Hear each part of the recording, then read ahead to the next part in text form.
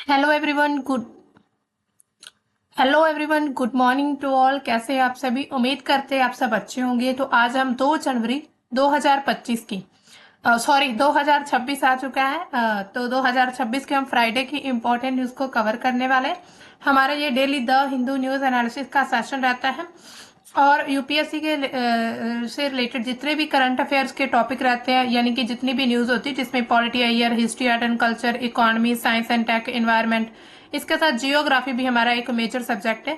तो इससे रिलेटेड जितनी भी यहाँ पर न्यूज़ आती है, इंपॉर्टेंट न्यूज़, तो उनको हम अच्छे से कवर करते हैं। तो दोस्तों शुरू करते हैं हमारा ये आज का ये जो सेशन है। आज आपके लिए सबसे पहले हमने वर्ड ऑफ द डे लेकर आए हैं। वर्ड ऑफ द डे क्या है? कॉन्वोल्यूटेड। यानी कि कॉन्वोल्यूटेड मतलब क्या होता है कि एक तरह से जो काफी ज्यादा जटिल हो, यानी कि एक तरह से मुश्किल हो। तो इसके जो एक्चुअल मीनिंग क्या है इसका इंग्लिश में? Extremely complicated and difficult to follow, यानी कि जिसको फॉलो करना बहुत ही ज्यादा जटिल हो, बहुत ही ज्यादा कॉम्प्लिकेटेड हो। इसके अलावा सिनोनिम्स क्या है इसके? टफ, इंट्रिकेट, इसके साथ ही कंफ्यूजिंग। ठीक है, जटिलता यानी कि कॉम्प्लेक्स हो, काफी थोड़ा मुश्किल हो, जो बहुत ही ज्यादा मुश्किल हम इसको कह सकते हैं। अब इसका यूजेस कैसे हो सकता है? जैसे his explanation sounded convoluted to everyone, यानी कि उसकी जो एक्सप्लेनेशन थी, यानी उसने जो अपना एक तरह से एक्सप्लेनेशन यानी कि विस्तार अपना किया या फिर अपनी बात को उन्होंने एक्सप्रेस किया किसी के सामने, तो काफी ज्यादा वो जटिल थी, यानी कि किसी को समझ नहीं आई। तो इसका मीनिंग ऐसे हम यूज कर सकते हैं।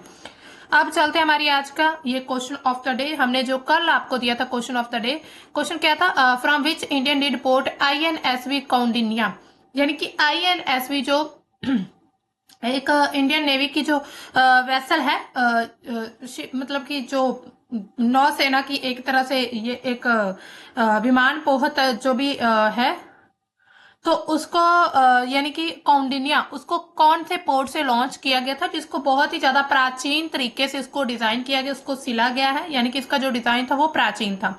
तो इसका सही ऑप्शन हो जाएगा सी, यानी कि पोरबंदर। पोरबंदर से इसको जो है यहाँ लॉन्च किया गया था। तो अब चलते हैं हमारी आज की जो फर्स्ट न्यूज है उसकी तरफ। एक मिनट। हम्म आज की हमारी ये जो फर्स्ट न्यूज क्या आ रही है? Ancient Marathi literature reveals savannas savannas are not, हाँ, savannas are not degraded forest, यानी कि ये जो सवाना के जंगल हैं, ये जो है इन्होंने कहा है कि प्राचीन जो मराठी साहित्य है उससे क्या पता चलता है, उसने क्या चीज रिवील की है कि जो सवाना क्षेत्र वो विकृत वन नहीं है, यानी कि डिग्रेडेड फॉरेस्ट उसको नहीं कह सकते। अब देखिए सवाना क्या है? Savanna in western Maharashtra are far older than commonly believed and should not be treated as degraded forest according to the study that minds medieval Marathi literature and living oral traditions to construct the region's ecology history। यानी कि यहाँ पर savanna का जो जंगल है, savanna यानी कि एक घास के मैदान है। जब हम इंडियन जियोग्राफी पढ़ते हैं तो उसमें हमें बहुत सारे, यानी कि ये हमें देखते हैं कि कौन से एरिया में ये सवाना घास के मैदान पाए जाते हैं। तो इनको एक तरह से विकृत वन नहीं माना जा सकता। इससे कुछ मतलब संकेत मिले हैं। प्राचीन मराठी जो साहित्य, जो लिटरेचर लिखा गया था, जो भी जिन लोगों ने लिखा, उनके द्वारा हमें पता चलता है। अब देखिए सवाना का जो प्राचीन मराठी साहित्य के जो संकेत हैं, यानी कि वो कैसे हैं, तो यहाँ पर जो है हमें संत साहित्य मिला, यानी कि जो संतों के द्वारा लिखा गया संत साहित्य उसको कहते हैं। इसके बाद क्या है? लोक काव्य, ओवी, अभंग, वीर गाथा, इन सभी में जो खुले घास के मैदान है, बिखरे वृक्ष की बात की गई है। इन सभी जितने भी हमने देखे हैं साहित्य।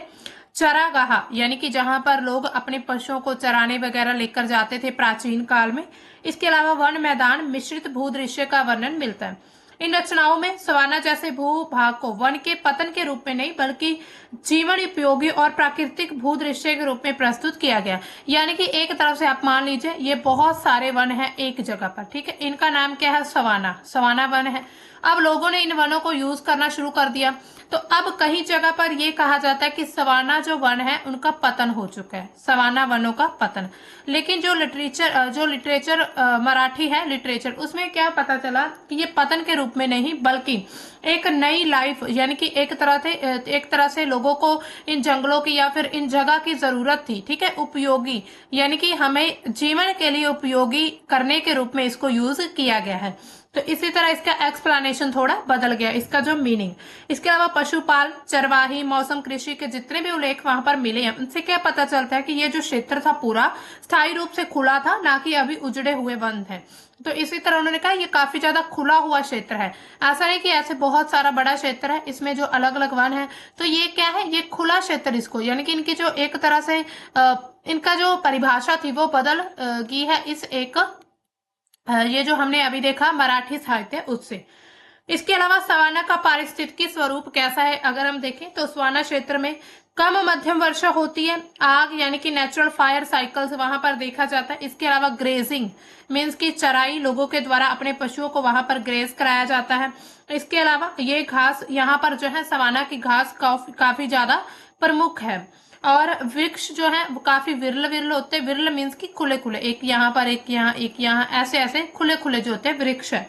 यह स्थिति जो है मानव निर्मित नहीं है, यानी कि मनुष्य के द्वारा बनाई गई नई स्थिति है। कि अगर कोई व्यक्ति कहे कि मनुष्य के द्वारा ऐसा किया गया तो ऐसा नहीं है, मानव निर्मित नहीं है, बल्कि जलवायु और पारिस्थितिकी के द्वारा बनाई गई है। इसके अलावा औपनिवेशिक दृष्टिकोण क्या कहता है, इसमें जो औपनिवेशिक काल है, हाँ, तो ये जो है, हाँ, औपनिवेशिक सोच पर सवाल उठाए जाते हैं। जैसे कि ब्रिटिश काल में देखते हैं कि जो वन संरक्षण की नीतियां उन पर क्या था, घने वनों पर केंद्रित थी, यानी कि जो बड़े बड़े वन होते थे, बहुत ज्यादा घने जंगल थे, उन पर पूरी तरह से ब्रिटिशों ने क्या किया था, कुछ नीतियां अपने कुछ उन्होंने पॉलिसी या फिर अपने कुछ ऐसे यहाँ पर उन्होंने कानून बनाए थे, ठीक है। ब्रिटिश नीतियां जो थी ये पूरी तरह से घने वनों पर केंद्रित थी। इसके अलावा खुले परिदृश्य को उन्होंने गलत तरीके से खराब भूमि मान लिया, जो खुले खुले थे, उन्होंने कहा कि ये पूरी तरह से भूमि जो ये खराब है, इसको यूज नहीं किया जा सकता। इसके अलावा ये जो अभी प्राचीन मराठी साहित्य मिले स्थानीय समुदाय, उन सभी को ये चीज से पता चलता है कि ये जो क्षेत्र है काफी लंबे समय से इन यहाँ पर जो है बायोडाइवर्सिटी, पशुपालन, ग्रामीण जीवन, इन सभी का यहाँ पर यानी कि उत्पत्ति हुई है।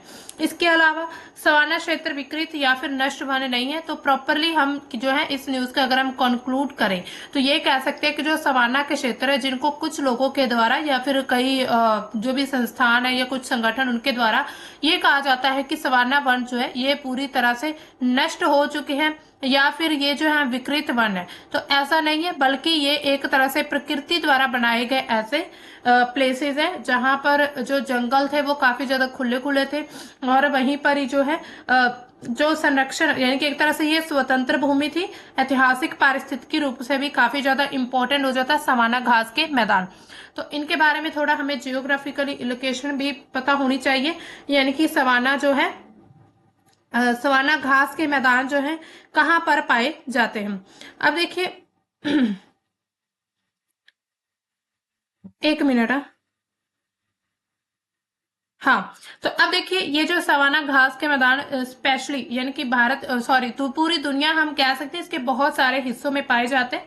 ये ऐसे वृक्ष होते हैं, ऐसे क्षेत्र होते हैं जहां पर घास ज्यादा होता है और पेड़ कम और बिखरे हुए होते हैं। तो सवाना घास के मैदान इट मीन्स की घास यहाँ पर बहुत ज्यादा होती है, घास जो है ज्यादा है, और इसके अलावा इनके जो पेड़ वगैरह होते हैं वो कम है। ये पूरे विश्व में अगर हम देखें तो सवाना जो है सबसे ज्यादा अफ्रीका में पाए जाते हैं, इसके अलावा दक्षिण अमेरिका में, ऑस्ट्रेलिया, एशिया सभी में। और एशिया में अगर हम मोस्टली देखें तो यहाँ पर एशिया में हमें भारत में देखने को मिलते हैं कुछ प्लेसेस। इसके अलावा भारत में भी अगर हम देखें तो मध्य प्रदेश का क्षेत्र है हमारा, जो मध्य भारत है, जब हम भारत का ये जो मैप बनाते हैं इसमें जो मध्य भारत यहाँ पर मिलते हैं। इसके साथ ही जो हमारा दक्कन का पठार है, राजस्थान में कुछ मिलते हैं, शुष्क और अर्ध शुष्क मिलते हैं। इसके अलावा गुजरात, ठीक है। सवाना घास के मैदान की विशेषताएं, यहाँ पर हमने पहले भी देखा था, बहुत कम मध्यम वर्षा होती है, लंबी घास होती है, विरल पेड़ होती है, शेर, चीता, हिरन जैसे यहाँ पर जो जानवर है पाए जाते हैं। अब पूरे विश्व में हम देख रहे थे अफ्रीका में मिलते हैं, दक्षिण अमेरिका में मिलते हैं, ऑस्ट्रेलिया और एशिया में। अब देखिए ये जो है न्यूज में ये प्लेसेस इन न्यूज आ चुका है सवाना घास के मैदान। अब इनको पूरे विश्व में कहाँ पर पाया जाता है, इनसे क्वेश्चन बनने के चांसेस बहुत ज्यादा रहते हैं प्लेसेस इन न्यूज। तो दोस्तों यहीं पर हम आपको बता दें हमारी एक सीरीज शुरू होने वाली है प्लेसेस इन न्यूज 2025 को लेकर, यानी कि जहां पर जो अभी 2026 का एग्जाम देने वाले हैं प्री, उसमें जो है प्लेसेस इन न्यूज के बहुत सारे क्वेश्चन आते हैं। आपने पिछले भी PY देखे होंगे, उनमें बहुत सारी ऐसी जगह पूछी जाती है जो रिसेंटली न्यूज में रहती है। उसका कारण क्या है, कई बार ऐसे मैच दी पेयर करने को आ जाता है कि कितने पेयर जो है सही मैच है, यानी कि एक जगह एक साइड जगह का नाम, दूसरी साइड लिखा होता है कि आखिर ये चर्चा में क्यों रही है। तो इस तरह के अगर आप यानी कि प्रैक्टिस अच्छी और करना चाहते हैं तो हमारे इसी चैनल पर सीरीज शुरू होने वाली है परसों से, यानी कि 4 जनवरी से। तो आप उसको जो है यहां से लगा सकते हैं। इसमें हम प्रॉपर एक शॉट में कंप्लीट प्लेसेस इन न्यूज करवाएंगे, एक एक कॉन्टिनेंट की और एक एक प्लेस की, ठीक है, विद मैप के साथ। आपकी जो वर्ल्ड जियोग्राफी यानी कि वर्ल्ड मैपिंग वो भी कंप्लीट प्रैक्टिस हो सकती है और इसके साथ ही आपको करंट भी कवर हो जाएंगे। तो अब देखिए दोस्तों हमारी सेकेंड न्यूज की तरफ चलते हैं। हमारी सेकेंड न्यूज क्या कहती है, DRDO will play key role in India's air defence, Rajnath. यानी कि जो राजनाथ सिंह उन्होंने क्या कहा है कि भारत की वायु रक्षा में DRDO की अहम भूमिका रहने वाली है। तो ऐसा क्यों कहा उन्होंने, अब देखिए इस समय पर भारत जो है ना अपनी सुरक्षा जरूरतों को देखते हुए स्वदेशी रक्षा तकनीक को जो है तेजी से जोर दे रहा है, यानी कि स्वदेशी रक्षा तकनीक है उसकी तरफ लगातार भारत जो है वो बढ़ता हुआ नजर आ रहा है। तो ऐसे समय में ये जो है बयान आ जाता है राजनाथ सिंह का। तो भविष्य की युद्ध चुनौतियों से निपटने के लिए आधुनिक आत्मनिर्भर रक्षा प्रणाली बनाई जा रही भारत में। इसके अलावा वहीं पर ही भारत के लिए स्वदेशी मिसाइल रडार सिस्टम भी तैयार किया जा रहा है। वायु रक्षा आखिर है क्या, अब देखिए वायु रक्षा क्या है। तो वायु रक्षा प्रणाली यानी कि हवा में जो भी हमें दुश्मनों की जो मिसाइल होती हैं, ड्रोन होते हैं या फिर उनके कोई भी सैटेलाइट वगैरह, क्रूज मिसाइलें, बैलिस्टिक मिसाइलें, इनको हवा में नष्ट करना, हवा में नष्ट करना। तो इसी तरह यानी कि आपने अभी देखा होगा जब हमने ऑपरेशन सिंदूर किया था उस समय पर जो पंजाब और जो हमने देखा था पंजाब, इसके साथ ही जो हमारा जम्मू कश्मीर का इलाका था उसमें ऐसी बहुत सारी जो है मिसाइलें आई थी वहां पाकिस्तान से यहाँ भारत में, पंजाब में स्पेशली कुछ क्षेत्रों में देखने को मिली थी, वहां पर गिरी भी थी। तो ये सब हवा में, अगर भारत के पास ऐसा सिस्टम हो कि उन्हें हवा में ही नष्ट कर दिया जाए तो इट मीन्स कि ये हमारी वायु रक्षा प्रणाली मजबूत हो रही है। इसके अलावा DRDO का योगदान क्या है वायु रक्षा प्रणाली में, सबसे पहले तो आकाश मिसाइल प्रणाली, यानी कि ये जो हमारी आकाश मिसाइल प्रणाली है ये मध्यम दूरी की सतह से, आकाश मिसाइल प्रणाली जो है ये मध्यम दूरी की जो सतह है उससे हवा में मार करने वाली मिसाइल है। इसके अलावा भारतीय वायुसेना थल सेना में तैनात है। इसके अलावा ही MRSAM एंड LRSAM, तो ये 2 प्रकार की जो है प्रणालियां हैं। तो जो हमारे मिसाइल सिस्टम है इजराइल के साथ मिलकर इनको विकसित किया जा रहा है। लंबी दूरी तक हवाई खतरे से मार गिराने में ये सक्षम है। इसके अलावा एयर डिफेंस सिस्टम, भारत अपना जो multi layer air defence network तैयार करता हुआ नजर आ रहा है। दुश्मन की जो बैलिस्टिक मिसाइलें उनको रोकने की क्षमता है। रडार और टेक्नोलॉजी जो अभी हम देख रहे हैं अत्याधुनिक यानी कि काफी मॉडर्नाइजेशन जो रडार है उसको दुश्मन के हमलों का पहले ही पता लगा लेते हैं। तो ऐसी जो टेक्नोलॉजी सेंसर टेक्नोलॉजी है वो भारत के द्वारा विकसित की जा रही है। और इसी तरह जो DRDO है वो काफी ज्यादा महत्वपूर्ण भूमिका यहाँ पर निभा रहा है, ठीक है। अब देखिए आत्मनिर्भर भारत पर जोर दिया जा रहा है, कैसे कि जैसे कि भारत को विदेशी हथियारों पर निर्भर नहीं रहना होगा। जैसे हम विदेश से बहुत सारे हथियार खरीदते हैं लेकिन अब भारत जो है विदेशी निर्भरता को कम करना चाहता है, क्योंकि अब देखिए हम जब देखते हैं ना पूरे वर्ल्ड को तो एक तरह से ये मल्टीपोलर बन चुका है। हमने पहले भी बहुत बार बात की मल्टीपोलर का मतलब क्या है। जैसे यहाँ पर जो है USA अपना प्रभाव रखना चाहता है, चाइना जो है वो अपना प्रभाव रखना चाहता है, इसके साथ ही जो रशिया है वो अपना प्रभाव, और इसमें जो है एक छोटा सा देश है लेकिन बहुत बड़े उसके कारनामे हैं इजराइल। जो इजराइल है वो अपना प्रभाव यहाँ पर बनाकर रखना चाहता है। इसके साथ ईरान भी एक बहुत बड़ी शक्ति के रूप में उभर रहा है। तो ऐसे जो देश है ना ये अलग अलग जो हमारा वर्ल्ड है ना एक अलग अलग पोल की तरफ ये है बढ़ रहा है, यानी कि मल्टीपोलर नेशन बन चुका है। पहले जो नेशन की हम बात करते हैं जब हम 2000 से पहले या फिर हम 1945 की बात करते हैं या फिर 1930s की बात करते हैं तो उसमें क्या है उस समय पर यूएसए का सबसे ज्यादा प्रभाव सभी देशों पर देखने को मिलता था। तब चाइना इतना डेवलप नेशन नहीं था। अब सभी नेशन काफी डेवलप हो चुके। अब इनका ध्यान जो है वो सिर्फ खुद की रक्षा करना, दूसरों को नष्ट करना या दूसरे पर अपना आधिपत्य जमाना, तो ऐसे कामों में इनका ध्यान रह रहा है। इसी तरह तो अब अलग अलग जो है, हम भारत जो है अब सिर्फ एक देश से ना हथियार खरीद कर बल्कि अलग अलग देशों से खरीदते हैं। जैसे हमने रशिया से, रशिया हमारा बहुत पुराना मित्र है। इसके अलावा ईरान से भी कुछ, इसके साथ ही इजराइल से हमने कुछ हथियार खरीदे। ईरान से हम हथियार नहीं खरीदते, लेकिन इनसे हमारे जो ऑयल एक्सपोर्ट वगैरह होता है, मतलब ऑयल हम इंपोर्ट करते हैं। यूएसए से भी भारत जो है कुछ मिसाइलें वगैरह कुछ वहां से हथियार खरीदता है। तो भारत क्या चाहता है कि खुद इतना एक तरह से डेवलप हो जाए, इतना आत्मनिर्भर बन जाए कि अगर कोई मुसीबत इमरजेंसी अचानक से आती है तो भारत उसको संभालने में सक्षम हो। ऐसा ना हो कि उसको किसी और देश की जरूरत पड़ जाए और वो देश जो है वो टाइम पर मुकर जाए, यानी कि वो देश जो है वो हमारा साथ ना दे। तो इसी तरह भारत को आत्मनिर्भर बनाना बहुत जरूरी है। इसके अलावा मेक इन इंडिया, आत्मनिर्भर भारत के तहत जो डीआरडीओ है, ये जो है ये स्वदेशी समाधान देने वाला है। इसके अलावा इससे सुरक्षा बढ़ेगी, लेकिन साथ ही जो रक्षा निर्यात हम उसको बढ़ा सकते हैं। अगर हम ज्यादा से ज्यादा हथियार बनाएंगे तो हो सकता है हम कल को बाकी देशों को जो है एक्सपोर्ट कर सके हथियार। तो इससे क्या होगा कि भारत भी बाकी देशों की तरह एक अच्छा डेवलप्ड नेशन बनने पर आगे बढ़ेगा।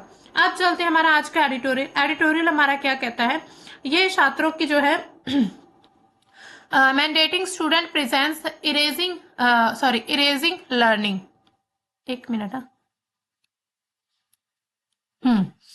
Mandating student presence erasing learning, इसका मतलब क्या है, छात्रों की उपस्थिति को अनिवार्य करना और सीखने को मिटाना।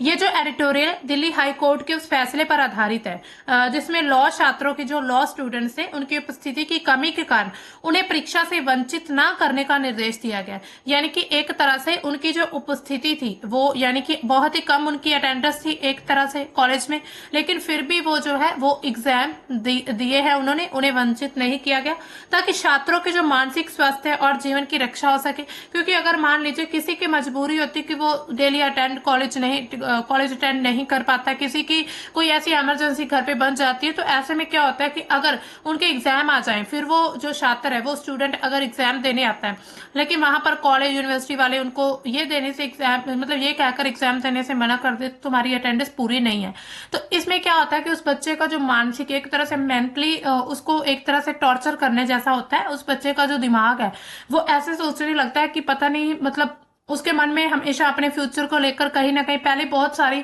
परेशानी दिक्कत रहती है। तो इसी तरह से ये जो फैसला लिया गया था कि उन्हें वंचित नहीं किया जाएगा और जो छात्र है उनके जीवन की रक्षा की जा सके। अब देखिए ये जो यहाँ पर ये जो ऑथर है या ये जो राइटर है, ये जो एडिटोरियल लिखते हैं, ये क्या कहते हैं कि भारतीय विश्वविद्यालय को एक ऐसी सच्चाई का सामना, एक मिनट हाँ, तो ऐसी सच्चाई का सामना करना चाहिए जिससे बचते हैं, जहां पर जो उपस्थिति को, यानी कि एक तरह से जो उपस्थिति है, प्रेजेंस जिसको हम मान सकते हैं इंग्लिश में, जो प्रेजेंस है उसको बलपूर्वक लागू किया जाता है, जहां पर कक्षा शिक्षण की दृष्टि से पहले ही दिवालिया है। यानी कि एक तरह से, अब देखिए बच्चों की जो एक तरह से प्रेजेंस पर हमेशा ही जोर दिया जाता है कि आपके 80% अटेंडेंस होनी चाहिए। चाहे बच्चा जो है, चाहे वो जो विद्यार्थी छात्र जो है वो कक्षा में अगर चला भी गया क्लास में, चाहे उसे टीचर के द्वारा कुछ भी ना पढ़ाया जाए, लेकिन फिर भी उसकी अटेंडेंस को मैंडेटरी कर दिया जाता है।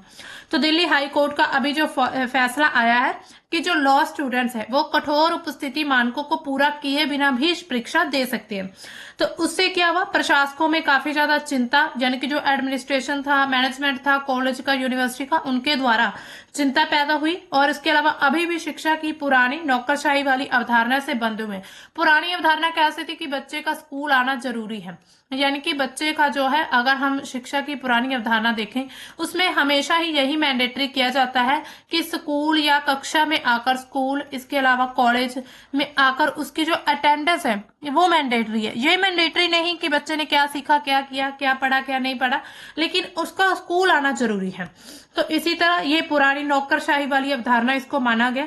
इसके अलावा छात्र की उपस्थिति का जुनून क्या है, तो उन्होंने कहा है कि ये बात केवल कैंप्स में फैली जितनी भी संस्कृति के आलोचक के रूप में नहीं वो कह रहे, यानी कि एक तरह से वो कल्चर के प्रोफेसर हैं उनके रूप में नहीं कह रहे, बल्कि एक ऐसे व्यक्ति के रूप में कह रहे हैं इस एडिटोरियल में कि कक्षा में 40 वर्षों से अधिक समय उन्होंने बताया, यानी कि 40 से ज्यादा साल हो चुके हैं जो क्लासेस अटेंड मतलब क्लासेस स्टूडेंट्स को दे रहे हैं कॉलेज में, यूनिवर्सिटी में। तो इन सभी वर्षों में उन्होंने देखा कि शायद कभी उपस्थिति ली हो और कभी किसी छात्र को परीक्षा देने से रोका हो। तो उनका मानना क्या था कि अब भी है कि जो मतलब ऐसा अभी भी चला आ रहा है कि बच्चे पर हम प्रेशर डाल के उसको स्कूल आने के लिए हम प्रेशराइज करते, कॉलेज आने के लिए, क्लास अटेंड करने के लिए। उन्होंने कहा तो ये सही प्रतिक्रिया सजा नहीं है बल्कि आत्मनिरीक्षण। उन्होंने कहा अगर मान लीजिए जो छात्र है वो कक्षा में नहीं आना चाहते तो इसका मतलब ये नहीं कि उसको आप सजा दे, बल्कि आत्मनिरीक्षण करें कि वो क्यों नहीं आ रहे। आप मतलब ऐसे क्या मतलब ऐसे कौन से सब्जेक्ट से जो है स्टूडेंट नहीं करना चाहते, या फिर आप में क्या कमी है कि बच्चे जो है आपसे प्रभावित होकर जो है वो कक्षा में नहीं आ रहे हैं। तो मेनली इनका यही कहना है। इसके अलावा शिक्षक को उन्होंने कहा कि कठिन सवाल पूछना चाहिए कि मैंने ऐसा क्या नहीं दिया जो इस घंटे के लिए उन्हें अनिवार्य बना सके, यानी कि 1 घंटे के लिए। तो उन्होंने कहा कि खुद से जो भी गाइडेंस है, जो भी टीचर है, जो भी प्रोफेसर है, उसको खुद से सवाल करना चाहिए कि मेरे में ऐसी क्या कमी रह गई थी। इसी तरह उन्होंने कहा कि शारीरिक उपस्थिति का जुनून भी वहीं पर फलता फूलता जहां पर कक्षा को पीली पड़ती नोट्स के हस्तांतरण तक सीमित कर दिया जाता है। इसके अलावा अब जो हम देखते हैं कि जो क्रैमिंग, यानी कि हम देखते हैं एजुकेशन, आज की अगर हम एजुकेशन देखें तो सिर्फ वो क्रैमिंग आधारित है, यानी कि कुछ भी अगर आपने रट लिया या कुछ कर लिया तो बस इट मीन्स कि आप जो है ब्राइट स्टूडेंट है। आप यह नहीं देखते हैं कि हो सकता है जो मतलब कि हो सकता है कि जो आप करा रहे हैं वो बच्चे को समझ ना आ रहा हो, लेकिन फिर भी वो कहीं ना कहीं है इसका एक तरह से रट्टा लगा रहा हो। तो सिर्फ क्रैमिंग आधारित आज की एजुकेशन रह चुकी है, तो ये बहुत बड़ी बात है। इसके अलावा उन्होंने उदाहरण के लिए उन्होंने कहा कि मेरी सबसे मजबूत कक्षा हमेशा वही है जो दायित्व से नहीं बल्कि इच्छा से जन्मी है। उन्होंने कहा कि मैंने अपने छात्रों को वर्ड्सवर्थ की टिनटर्न एबे पढ़ने के लिए घाटी को देखती एक चोटी पर ले गया था, यानी कि उन्होंने प्रैक्टिकली करके दिखाया इस चीज को। वो चाहते थे कि कविता को संग्रहालय की वस्तु के रूप में नहीं बल्कि स्मृति और जीवंत ध्यान के रूप में अनुभव करें, यानी कि एक तरह से उनको प्रैक्टिकली करके दिखाया गया था। तो इसी वजह से जो स्टूडेंट है, उनके जो छात्र है, उनकी कक्षा में आना पसंद करने लगे। कक्षा उपस्थिति में तभी उन्होंने उनकी बढ़ी जब उन्होंने इन सभी चीजों को प्रैक्टिकली रूप से अपनाना शुरू कर दिया। यानी कि ये ना हो कि जो भी आप अगर आप मान लीजिए पोइम सुना रहे हैं या बच्चों को समझा रहे हैं उसको सिर्फ वही बोलकर पढ़ा दिया जाए, जिससे क्या होता है कि बच्चों के मन में कोई भी ऐसी जिज्ञासा उत्पन्न नहीं होती, कोई भी उनके मन में जो है एक तरह से जो हम जो करते हैं कल्पना करते हैं वो नहीं हो पाती।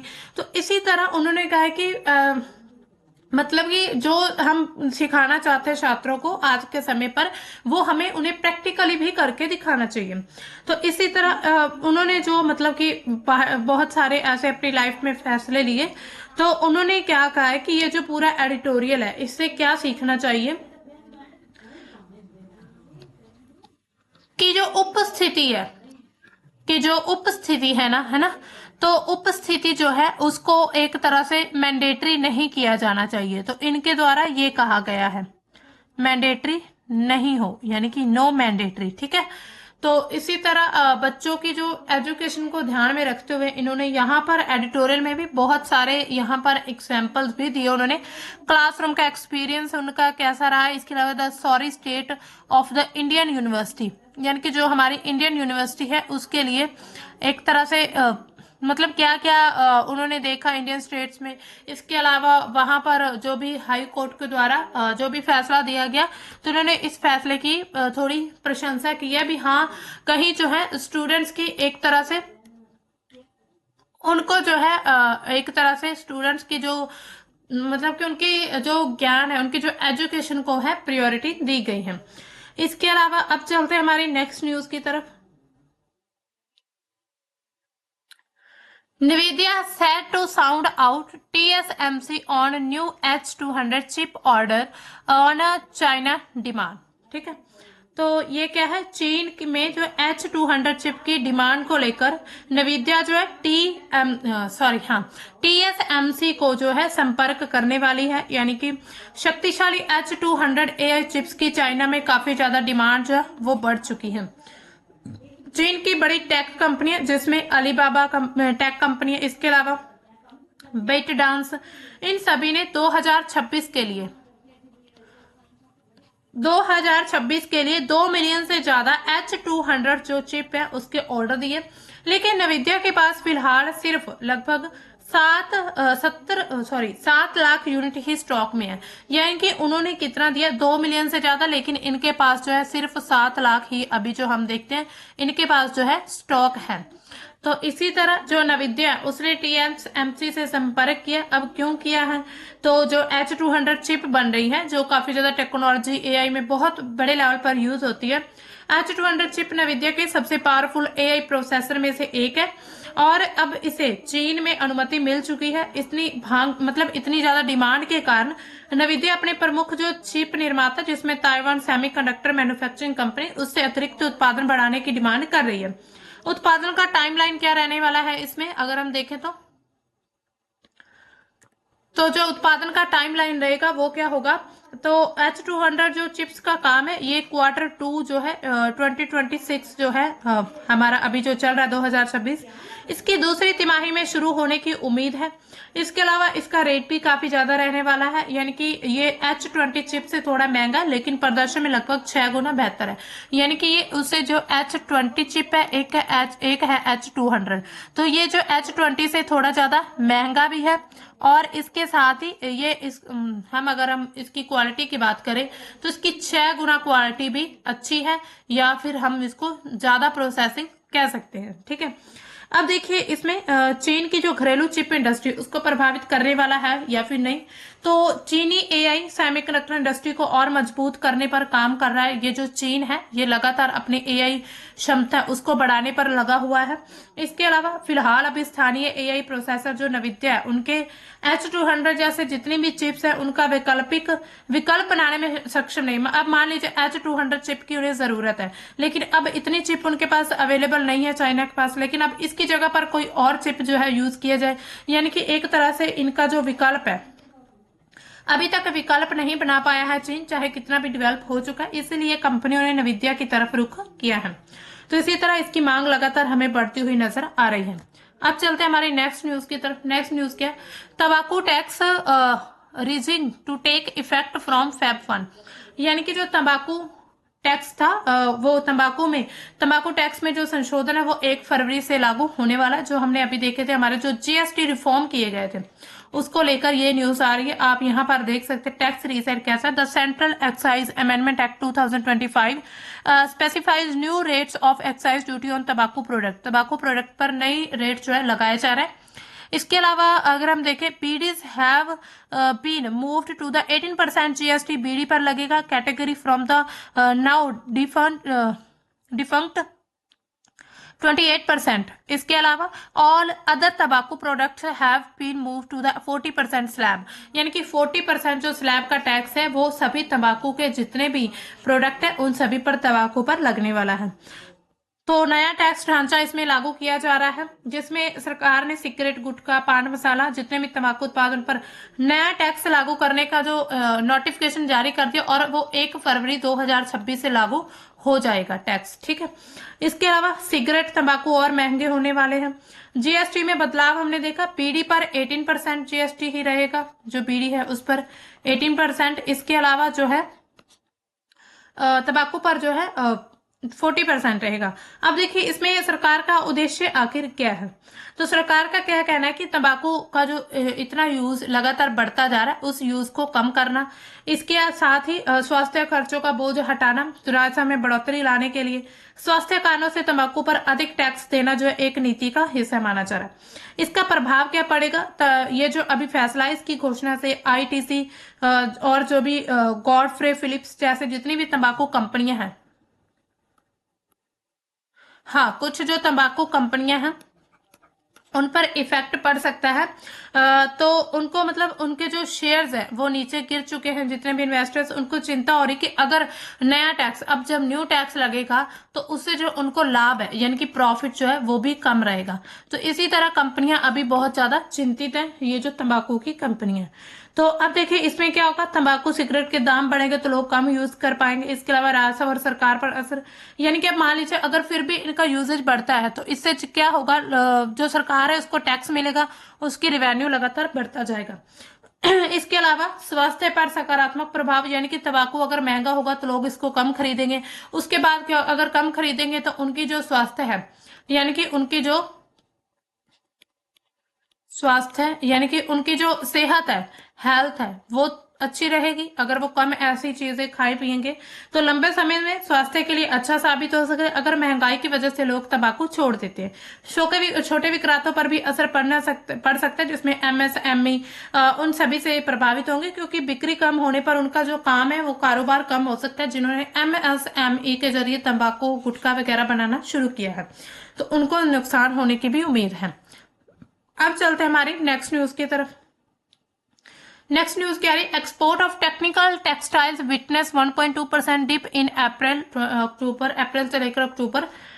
अब देखिए अप्रैल से लेकर अक्टूबर के दौरान तकनीकी जो टेक्निकल टेक्सटाइल्स हैं उनकी गिरावट दर्ज की गई है। 1.2% जो है निर्यात गिरा है।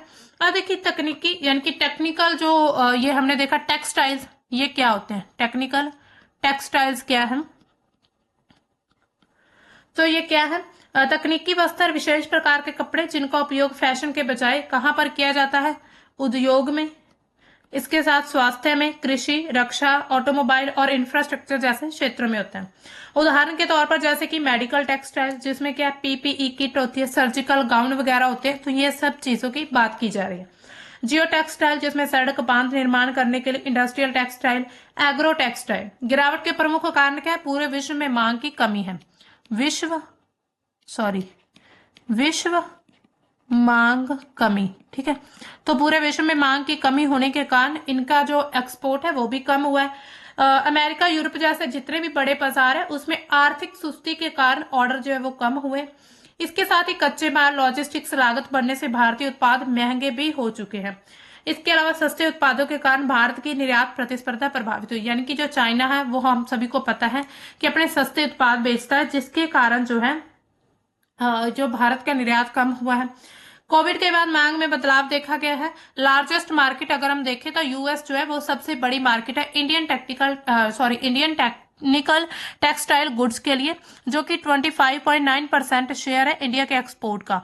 इसके अलावा जर्मनी में 6% है, यूके में 5% है। अप्रैल और अक्टूबर 2025 में ये जारी किया गया था, मतलब ये जो पूरा डेटा निकाला गया। इसके अलावा exports to the US between October 25 were 15% lower than the same period of 24। यानी कि अब देखिए अप्रैल से अक्टूबर के बीच जो ये जो अंदाज लगाया गया, यानी कि पूरा डेटा चेक किया गया, अक्टूबर 2025 में जो 2025 है उसमें 15% जो है ये डिमांड कम हुई है। वहां पर मार्केट में जो हमारा वहां पर एक्सपोर्ट वो कम हुआ है 2024 की तुलना में, यानी कि 2024 में ज्यादा हुआ और 2025 में कम, और आने वाले समय पर 2026 में और कम हो जाएगा। तो इसकी एक वजह टैरिफ भी बताई जा रही है, जो टैरिफ लगाया गया था अमेरिका के द्वारा।